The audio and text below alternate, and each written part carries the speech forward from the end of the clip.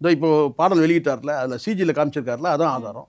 இல்லை சார், நிறைய ஏஐலாம் வந்துச்சு. அதுதான் நான் சொல்கிறேன். நீங்கள் அந்த இடத்துல வந்து ஜெகதீஷ் பழனிசாமின்னு சொல்கிறார். ஜெகதீஷ் பழனிசாமி உள்ளே இருக்கிறாரு. Okay sir. ஆம்புலன்ஸை கொடுங்க ஜெகதீஷ்னு சொல்லி கூப்பிட்றாருல. ஜெகதீஷ் உள்ளே என்ன பண்ணார்? ஜெகதீஷ் உள்ளே எதுக்கு இருக்கணும்? அந்த படத்தோட ப்ரொடியூசர் அவர். கோ ப்ரொடியூசராக இருக்கட்டும், எந்த ப்ரொடியூசராக இருக்கட்டும், மொத்தம் ப்ரொடியூசர். ஜெகதீஷ் பழனிசாமிக்கு கேரவனுக்குள்ளே என்ன வேலை? படத்தோட தயாரிப்பாளருக்கு உள்ளே என்னமா வேலை சொல்லுங்கள். சரி, அப்படின்னா ஊர் முழுக்க பேசுன்னு கேட்டால் நீங்கள் வந்து படப்பிடிப்புக்கு வந்து நீங்கள் வந்து பயன்படுத்துனீங்க, அந்த காட்சியை வந்து படப்பிடிப்புக்காக நீங்கள் வந்து ஷூட் பண்ணீங்கன்னு சொல்லி ஒரு குற்றச்சாட்டு வந்துச்சுங்க. ஏன் இன்றைக்கி வரைக்கும் மறுக்கவே இல்லை? பரவாயில்ல, அந்த குற்றச்சாட்டு இருக்கா இல்லையா? ஆமாம் சார். முதலமைச்சர் கொம்பன்னு சொல்கிறதுக்கு நீங்கள் பதில் சொல்கிறீங்க. என்ன தான் சொன்னார், என்ன தான் சொல்கிறார். இன்னும் வந்து பல பேர் சொல்லிட்டு இருக்கிறாங்க.